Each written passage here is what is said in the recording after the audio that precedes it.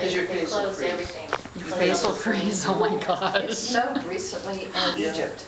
Oh my God. In December, it snowed And they've in never seen Egypt. snow before, They've and never people were trying to figure it Yeah. out. Oh my gosh. I know, they were probably having to, A friend of mine posted, well, so much for Al Gore's global warming. yeah, Make you wonder, doesn't it? Yeah, it does. yeah. Like that Twilight Zone episode, remember? Where the girl was dreaming of being freezing? Oh, I yeah, don't yeah, remember yeah, that. yeah. No, she was dreaming of it, it was, Sweating to death. yeah, it was. So hot. Yeah, it was so hot, and in When she- real life, she was in like an illness-induced Delirious coma. stupor, Yeah, yeah. but it was freezing, the planet was moving away from the sun. And then she woke up and, oh yeah, she'd wake up, they were tending her. Yeah, yeah. Good morning, Marianne. Oh, look at him. He gave you your seat. You're so sweet, baby. Adam pays attention. He's very observant. Here's a woman with power.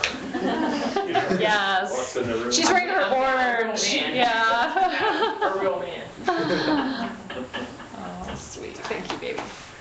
All right, well, I guess we'll get started. It's probably 5 after 11, so we're right on time, right? Oh, well, although I was expecting Luella this morning. She said she was, you remember Luella? She said she might come today. Maybe, I'm sure when I see the face. Yeah, When okay. it plays the piano? No, no, she's never been here. Mm. She's never been here, so she might still show up. She might just be looking. So, well, I do have some wonderful news for you today. Do you know that the same power and presence that put the galaxies into their spin, the same power and presence that inspires the rose seed to blossom into a beautiful rose blossom, that same power and presence works within every one of us. So we have the power within us to transform hatred into love and judgment into compassion. We have that great force desiring to work through us to bring love into this world. And so with that, we will sing our theme song. I am free, I am unlimited. There are no chains that bind me. I am free, I am unlimited. Right now, right now. I am free, I am unlimited. There are no chains that bind me. I am free, I am unlimited. Right now, right now. Do you have our daily word? I do. Wonderful. Susan will I read don't know our why you daily were looking word. at me. I was on a blank. Well, it's a new year. I don't know why I thought that. I haven't had enough caffeine yet today. Our daily word for today is oneness. I surrender to oneness. I am free. A drop of water will not flow far on its own, but as part of the sea, it can travel the world. I am a drop of water in the ocean of God. I know this truth when I enter the silence. In that quiet encounter, the walls of my ego dissolve. I no longer feel separated. God breathes me, and I breathe God. I spend time in the silence every day, inviting a greater awareness of the one power and the one presence. I observe thought patterns that may have hindered me from experiencing the all-encompassing presence in me, around me, and as me. I surrender to the sweet, luminous love of the One. I am boundless. Oneness is in me, and I am oneness. I experience the infinite, and I am free. From John 8:32, you will know the truth, and the truth will make you free. Our affirmation again, I surrender to oneness, I am free. I surrender to oneness. I am free. I love that. That's beautiful. And it's in my sermon today. I mean, that idea, Isn't that funny surrendering how to many be times free. Yeah, They match up. I know. I That's love great. that. And I don't have that book, so, and I forget to look at it online all the time, so. Well, my talk today is called, well, first I called it 6 Impossible Things. because I was thinking about my talk I did at the beginning, the first Sunday in January last year, called 6 Impossible Things. Hi, Shane.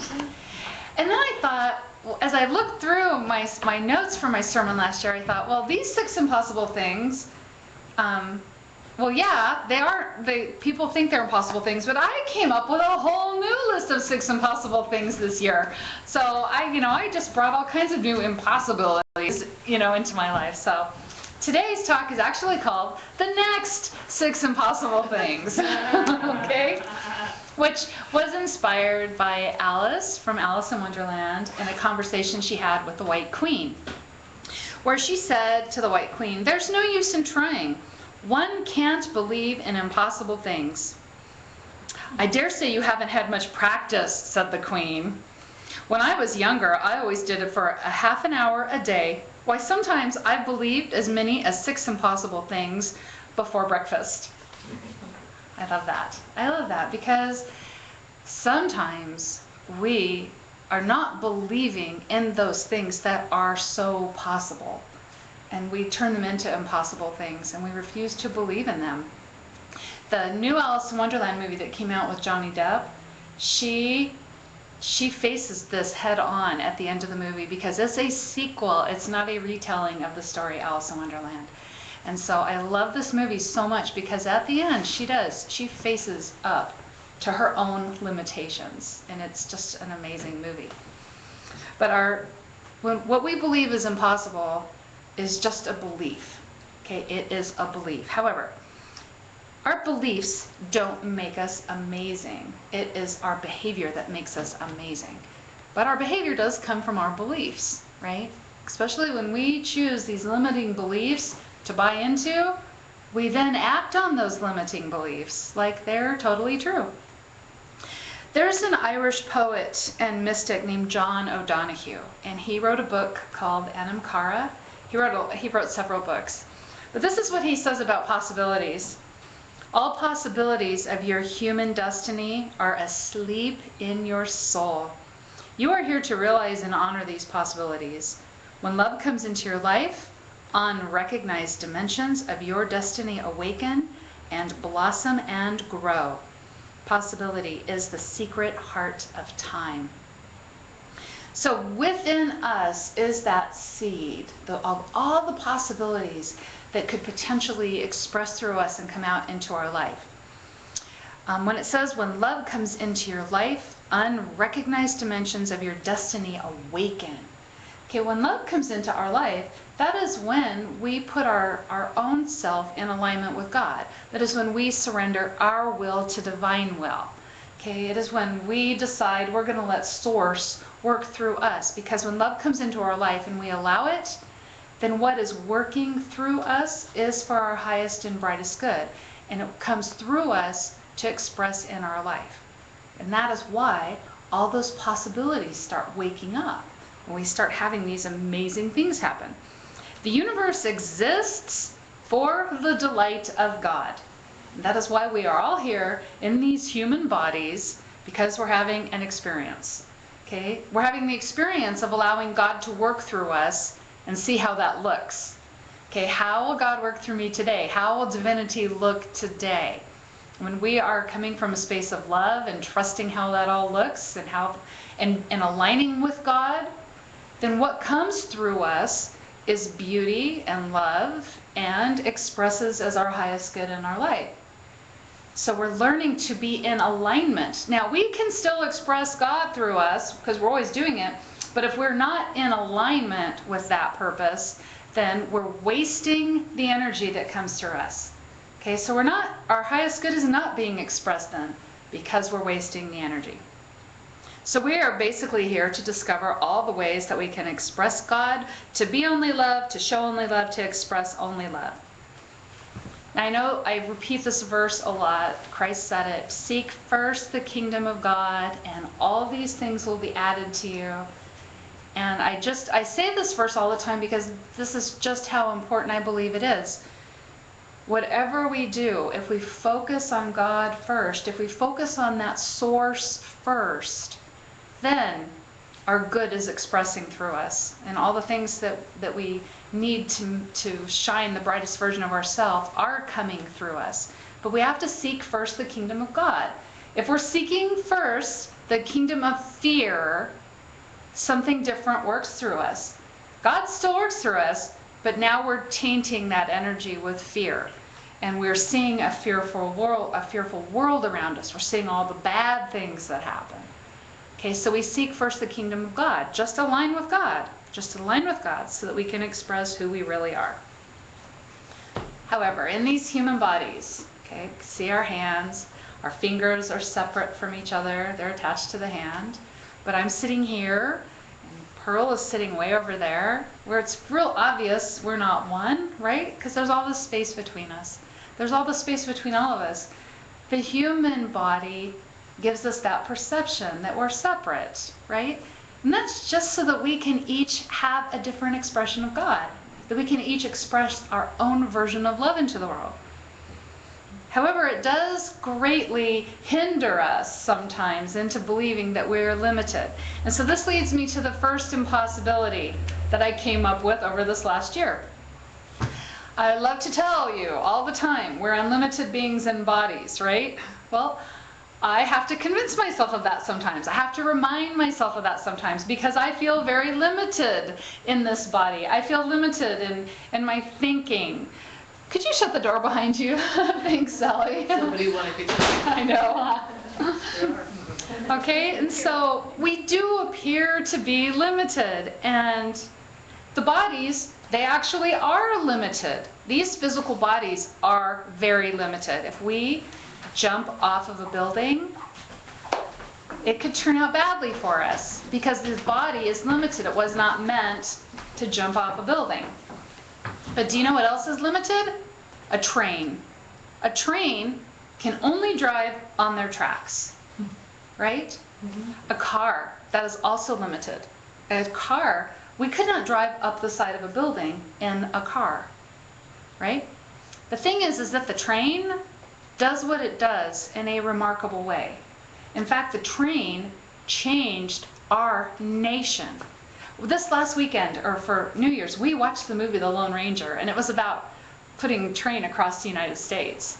And they talked through the movie about what that meant for our country, the prosperity that it would be bringing, and how people could get across the country in a couple of days instead of a year, right? When they were traveling by horseback or covered wagon, it would take a year to get across the country. Okay, yeah, a train is limited, but what it does remarkably.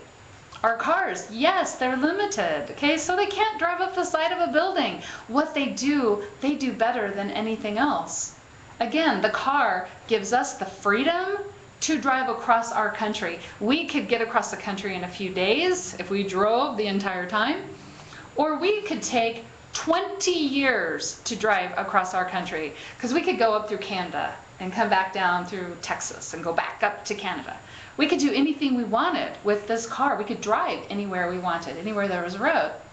What the car does, it does very, very well. Our human body is very limited also. It can't crawl up the sides of buildings like Spider-Man, right? It can't fly through the air. But what it does perfectly. And all that, our physical body, it has what I think are two purposes. I see it this way, two purposes. One, the first purpose, it teaches us how to get into alignment with God by teaching us how to pay attention to our thoughts and our feelings. Because our feelings always tell us if we're in alignment with God or not. If we're afraid, if we're angry, if we're frustrated, we're not in alignment. That's a very strong physical feeling. Our body is waving a flag at us, telling us, you're not in alignment, you're not in alignment, you feel crummy, you feel crappy, you're not in alignment, right? When we feel happy, we feel good. It's a pleasurable feeling in our body to feel that happy. And our body's telling us, you're in alignment. You're in alignment, you're there. Okay, the next thing it does is it lets us express our unlimited self through it. Okay, so all these things happen and work through us because we have these bodies. Okay, God works through us and we send love and compassion out into the world. We share, we form friendships. All these wonderful, beautiful things happen between us because we do have a physical body.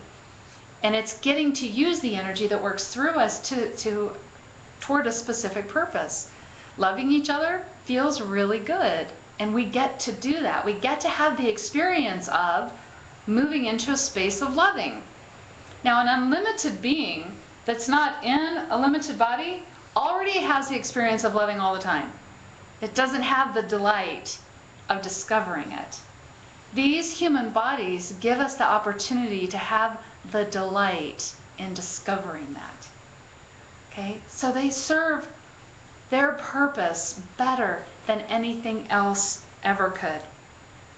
Now, when Christ said all things are possible to him who believes, okay, all things are possible, what he was talking about was living our divine purpose. Okay, he wasn't talking about us getting to jump off a building and not having to hit the ground. He was talking about us living our purpose, to allow the creativity to work through us, love to work through us, so that we learn about the divinity within, and we get to help others discover the divinity within too. If we just believe, because all things are possible to us when we believe. Now, if we look at our vehicle, okay, what we're walking around in right now, and we judge it, then we limit ourselves. And when we limit ourselves through the act of judgment, we don't feel the expression of God working through us in its highest and brightest way. Okay? Limiting, it just keeps us from doing all the good stuff that we want to do. That's why they call it limiting. So the physical body does have its limitations, but the inner brilliance that is us, okay, we're the idea in the mind of God, okay, we're the inner brilliance that is working through this body, okay, it is unlimited, and it gets to express through this body as being unlimited. So we are unlimited beings in a body, okay, we are. The second impossible thing. Sometimes people think it's impossible to be good enough. Sometimes it feels impossible to be worthy, to be accepted, okay, to be everything that everybody needs, right? I'll never be good enough. I've heard that a lot from clients and friends and loved ones. I've heard that a lot coming out of my own mouth. I will never be good enough. But we are God's temple. We are God's temple. Paul said this. Paul had a lot of issues with his goodness. If you go through and read all the letters that Paul wrote in the Bible, he loves himself, he hates himself. He loves himself, he hates himself. And yet, he could still come to the understanding, even when he wasn't feeling good about himself, that he was still a temple for God to work through. Okay, he still tried to teach that and share that message. No matter how we're feeling, doesn't change the fact that we're a temple for God to work through. Okay, no matter what our belief is, we do not change that God works through us. We cannot disconnect our souls from that. There's nothing we can do about that. God is always working through us. We are the temple. Now, what's nice is when we're born, we all feel pretty good about ourselves, right? Babies are when they start toddling around, they're so proud of themselves about everything, right? Even little infants, as you watch them mature, everything pleases them, right? You just take care of their basic needs, just feed them, clean them up, and hold them and love them, and they're happy. They believe that they're perfect and wonderful. They don't have any issues. We get those later on. We do. We get programmed, and it does start in childhood. We start getting programmed with messages that may not be true for us, but somebody else had the belief, and it's not true for them either, but they bought into it. I had a client once upon a time who came to me for one thing, but she started talking about having plastic surgery. At the time, she had to be like 19 or 20 years old. A beautiful girl, a stunning young woman. She was the kind of woman who would walk down the street and people would turn, okay? Everybody would turn and look at her, men and women alike. She was just so beautiful. She starts talking about plastic surgery. Plastic surgery. And all I could think of was, are you kidding? Somebody fed this young woman faulty information. Somewhere she got this idea that as she was not good enough. Those feelings of being good enough, they can affect anybody and their lives. It is amazing how susceptible we can be to that faulty information. So we want to think about what was programmed into us. What did we buy into when we were kids? I did have the experience of having teachers tell me that I wasn't smart enough. Okay, when I was a kid in grade school, I had a couple of one teacher told me I wasn't smart enough, and I had another teacher tell me I wouldn't be successful because I was too much of a goof off. Right? 16, please. Luckily, I had the wonderful experience of meeting a teacher in junior college who thought I was brilliant and that math was my thing, and I would just be smart all the time. When I was a kid, I believed that God loved everybody conditionally, especially me. God loved me conditionally because if that love was unconditional, there wouldn't be a hell. But I believed in hell at the time. I was raised with the belief that there's a hell. If I misbehaved, no matter how much God loved me now, I was going to hell. That's very conditional. That affected how I felt about myself being a beloved child of God. I wasn't beloved. I had to be a certain way for God to love me. And little kids tend to project that out onto the adults in their life too then. So that's the belief. Now, my parents didn't mean to pass that on to me, but that's what they believed. Okay, that was bad programming, faulty information that they received. So what were we told about what we were capable of that we bought into? What were we told about what we're capable of that doesn't serve us, that we still bought into it? I found this in the 4 Agreements. This book is a book I like to read at the beginning of every year. And he talks about the faulty information that we accept as reality, and he calls it an agreement. All things that we believe are agreements. They're agreements that serve us and help us express the brightest version of ourselves, and there are agreements that limit us. Okay, and this is what he says about all those limiting agreements. We need a great deal of courage to challenge our own beliefs. And we do. We buy into a belief, and it can be scary to start the process of changing that belief. Because even if we know we didn't choose all these beliefs, it is also true that we agreed to them. The agreement is so strong that even if we understand the concept of it not being true, we feel the blame, the guilt, and the shame that occur if we go against these rules. Now, I was raised in a very strict religion that taught the idea of hell. And I didn't change my mind overnight about that. It was a process, and it was meeting the right people who helped me form a new idea because I trusted what they believed. So it was a work in progress. It took me a while to get to that point. He goes on to talk about the agreements. He says, the most important agreements are the ones you make with yourself. In these agreements, you tell yourself who you are, what you feel, what you believe, and how to behave. The result is what you can call your personality. In these agreements, you say, this is what I am. This is what I believe. I can do certain things, and some things I cannot do. This is reality, and that is fantasy. This is possible, but this is impossible. They're all just agreements we make with ourselves. They're not necessarily a physical or a universal truth, right? But we buy into them. So I like to always share the 4 agreements that he says move you toward healing, to expressing the brightest version of yourself, which is to be impeccable with your word. Don't take anything personally. Don't make assumptions. Always do your best. Because when we are doing those 4 things, what we are slowly doing is reprogramming all those agreements that don't serve us. Okay? When we can do all these things, we can tell ourselves, I did really good today. I'm a pretty good person just the way I am. If I tried my best, well, then I tried my best. And that's a good thing to do, right? The 3rd impossible thing, I cannot forgive. I cannot let something go. Sometimes that feels so impossible to be able to forgive somebody for some terrible thing that they did, to be able to forgive a circumstance that maybe brought our world crashing down around us. How do we forgive those things? How do we let those go?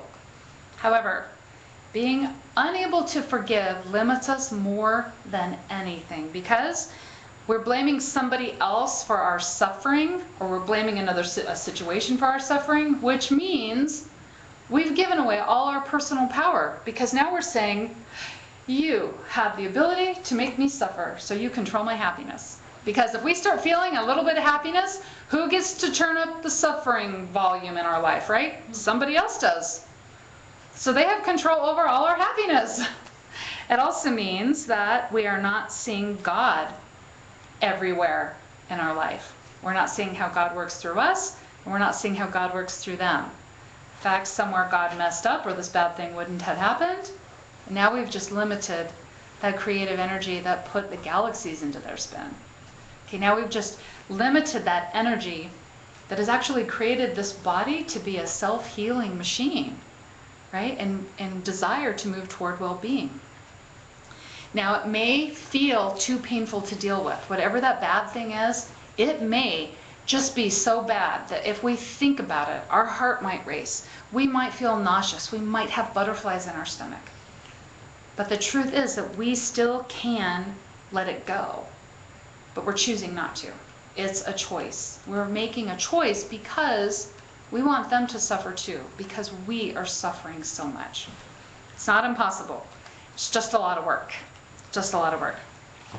Now, if we can't forgive, we're not seeing God everywhere. And so the solution to this, or the antidote for forgiveness, really is to try to stop thinking about that person, what they did. Try to stop thinking about the situation and instead focus on how God is working through us. How is God working through me now? How is divinity going to express itself in that situation and surprise me? Okay, instead we ask ourselves that question, and that changes our frame of reference. We can kind of let some of that hot energy go that is keeping us attached to the suffering. We start seeing God present in our lives. Okay, we start seeing how God works through us. We can see other situations where God has worked through, where divinity has appeared and it has surprised us.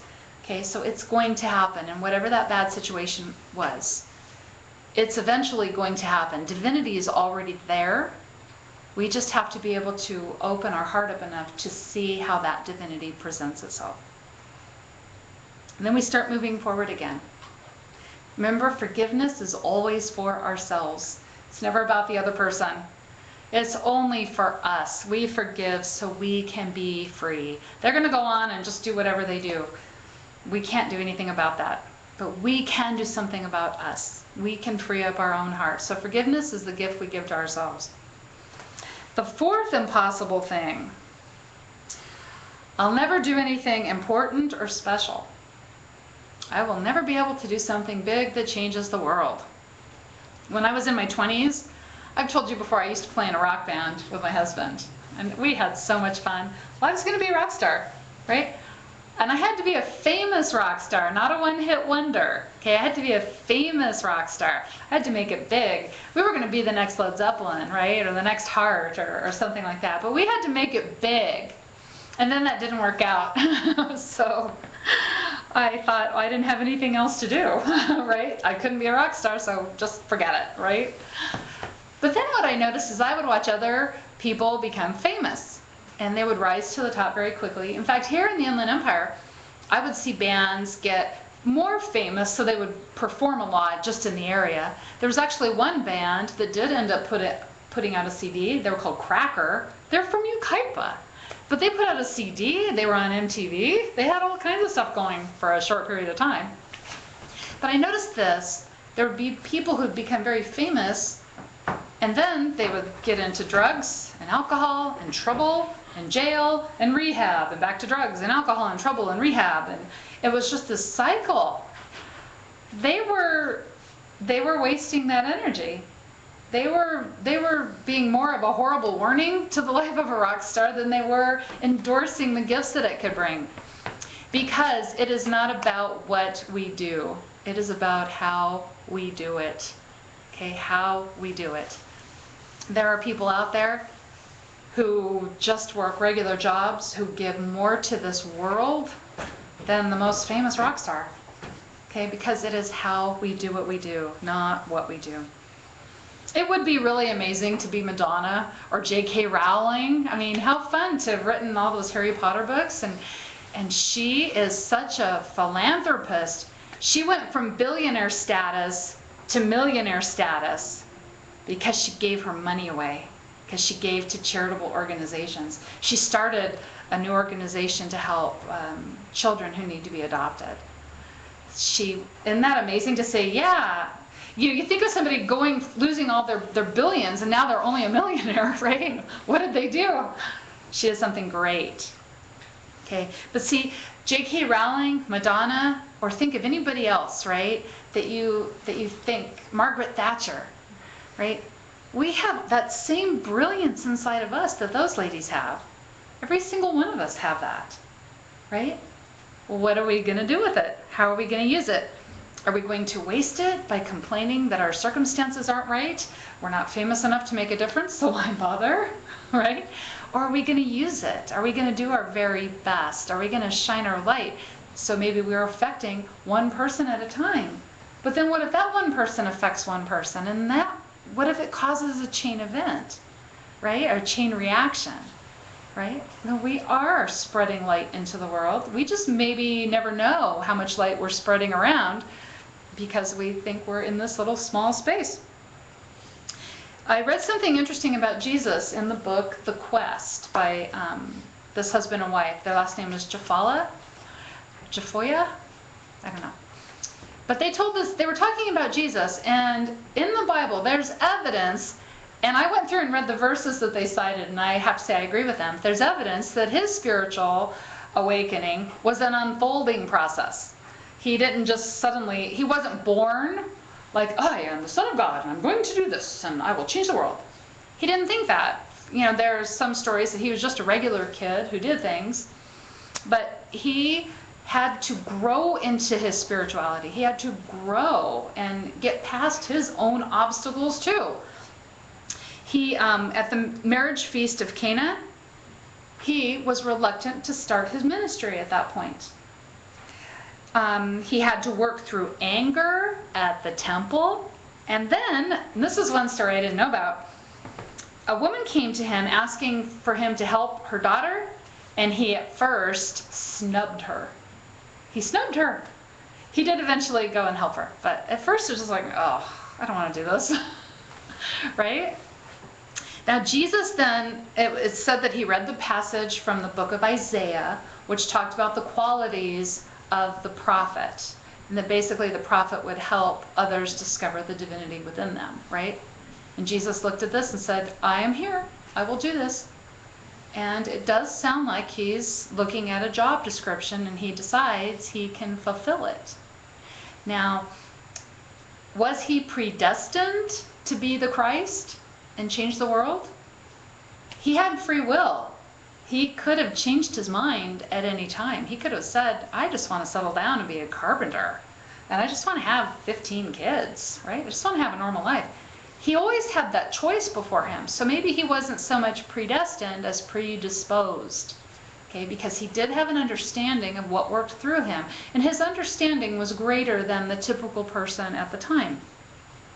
So he could have walked away, but he decided to commit to helping others discover their inner light. He did tell people that all the things he did, they would be able to do too. Jesus did not start out as a rock star. Okay, he was famous as far as famous people go, but there are probably more people who heard about Pontius Pilate, right? There were more people who knew Greek or Roman leaders and political people. Okay, but his message is what catapulted him into fame.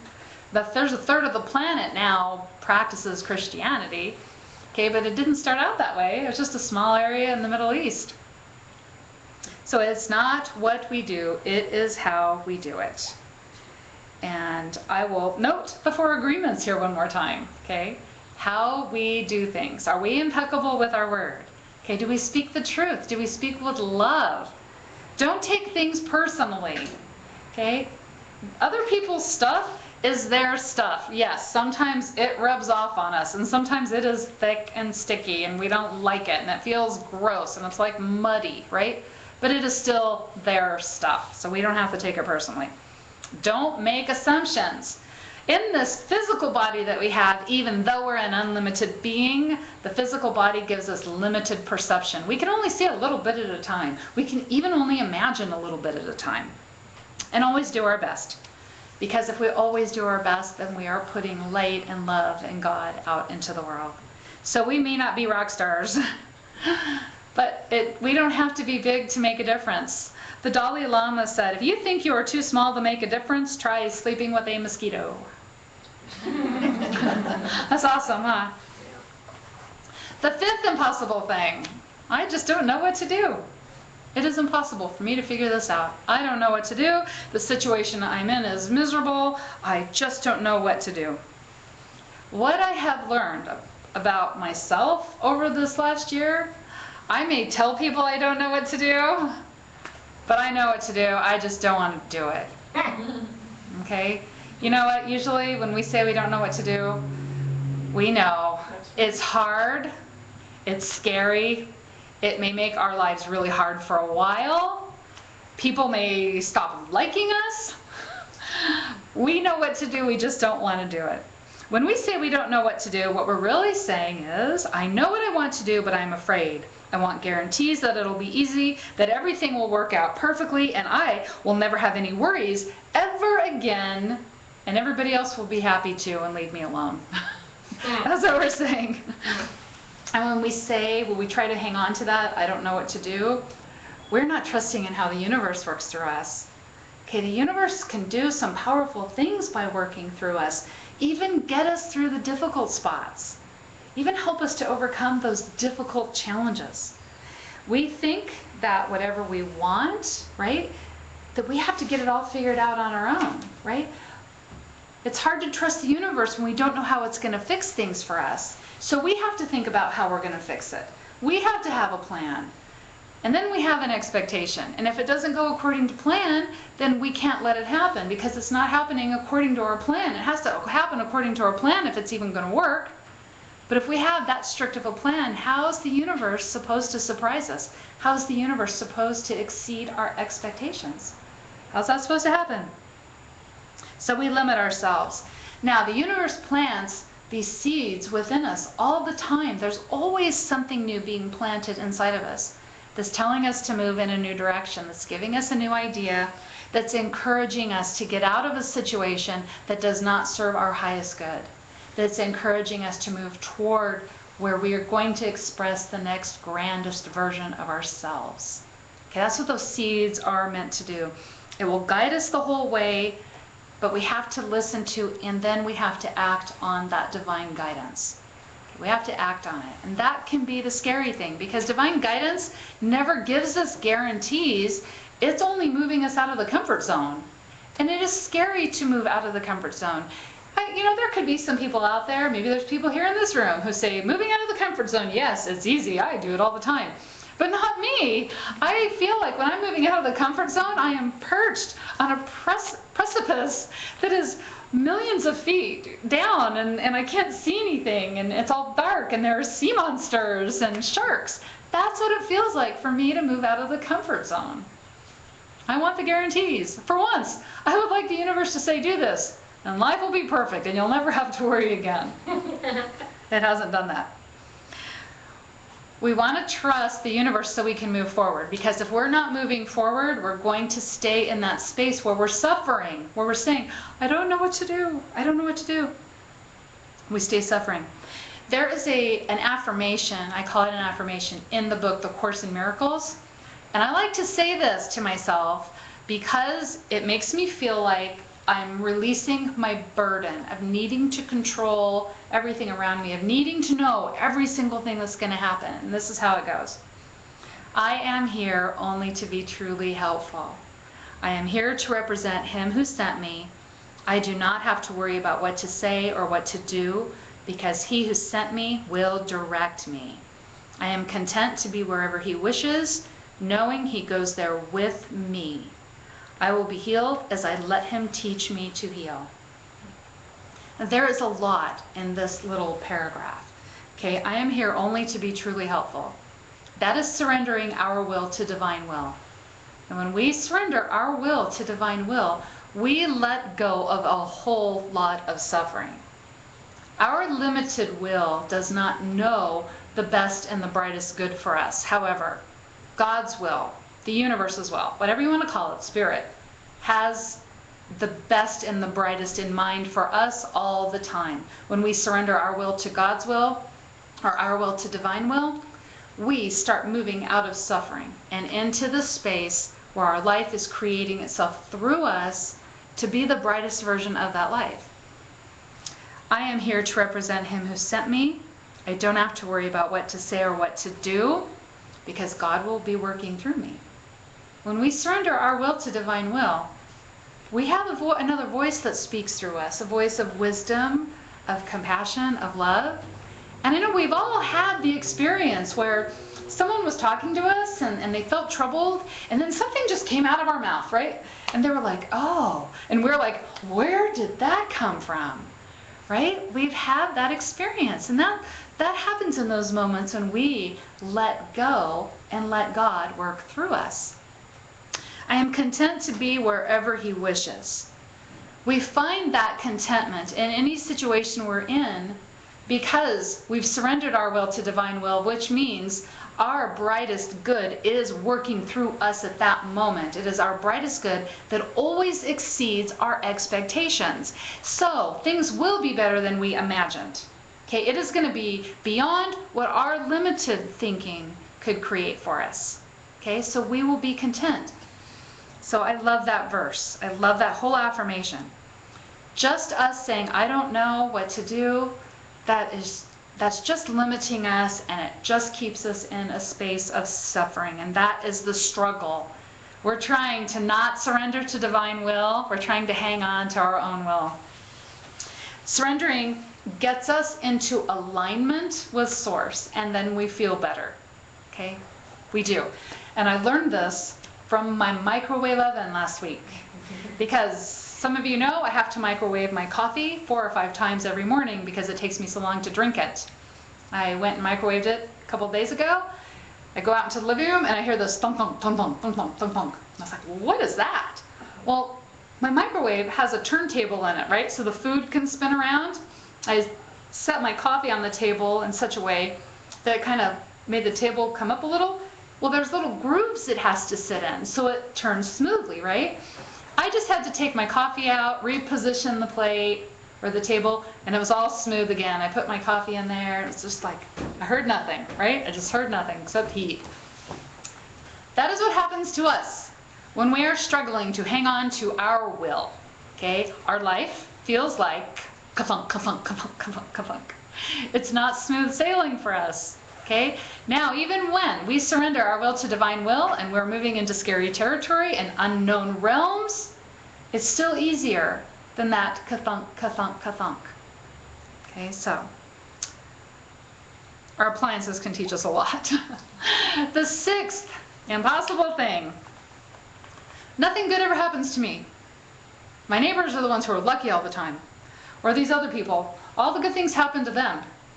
But you know, their parents had tons of money and could put them through all the best schools. Well, and they just happened to meet this person who gave them this great job. And this other thing happened. And this other thing happened. They have all the luck. Nothing ever goes my way. Nothing ever works out. Why do lucky things happen to everybody else but not to me? This is limiting again because we're saying God works through everybody else but not us, right? God forgot about us. We expressed into the wrong universe, right? So our God can't see what's going on. We're just lost.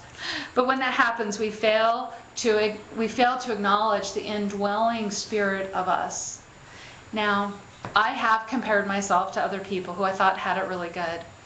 And once upon a time, I can remember comparing myself. This has been years ago, and my kids were really young. But I compared myself to another stay-at-home mom. And she just seemed to have everything really, really good. All these good things happened to her. She had a brand new car, and like every 2 years she had a brand new car. I mean, all this stuff that it just, I was kind of jealous. I was kind of jealous of how things seemed to work out for her.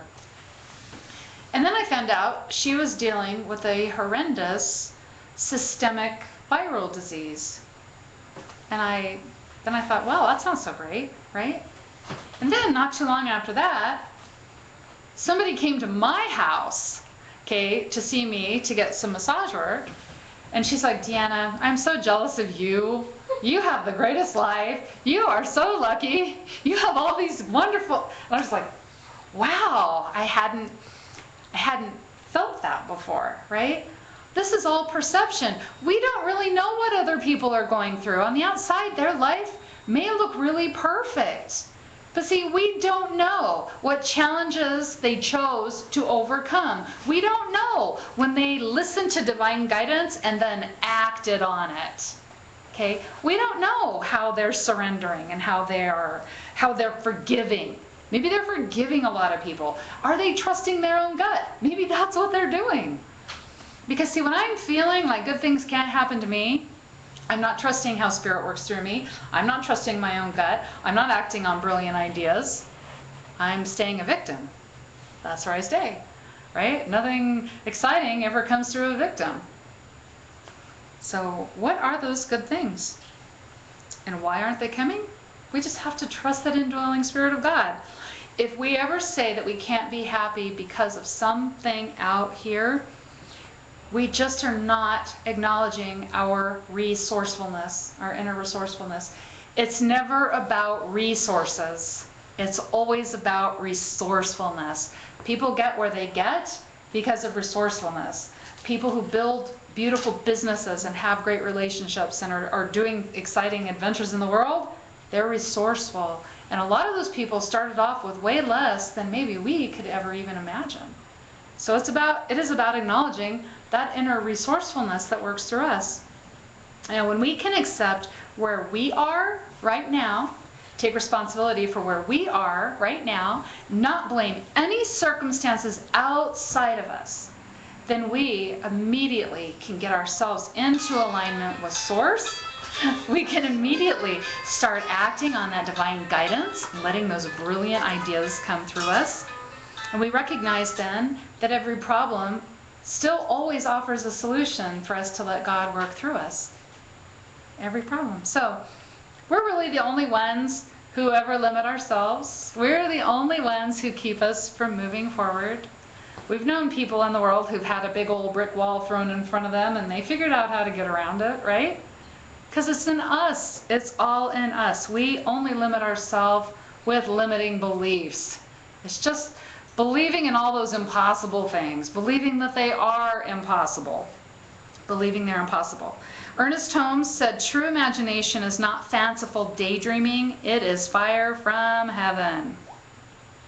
That sounds very passionate. There is a force that works through us. It is a fire from heaven because when we acknowledge what wants to express through us, we get pretty excited. We get pretty enthusiastic. We may get a little scared because it is so brilliant. Okay, but it is waiting to express. Remember, the universe's greatest desire is to know itself by coming through us, each and every one of us. Okay, what's coming through us is the universe. But how are we using that energy? Are we limiting that energy with our beliefs so that it can't express into the brightest version of our life? When we allow it, anything is possible. Anything is possible. So we can actually get up one day and we can say, there have been days I've believed in as many as 6 impossible things before breakfast. Because I believe I can do the impossible. I can do it. We can do it. So until next time, remember, you are a divine child of a loving creator.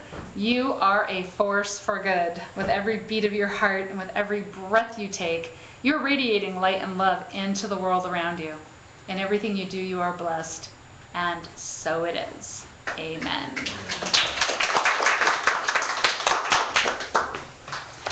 Susan, you want to pass our prayer box forward?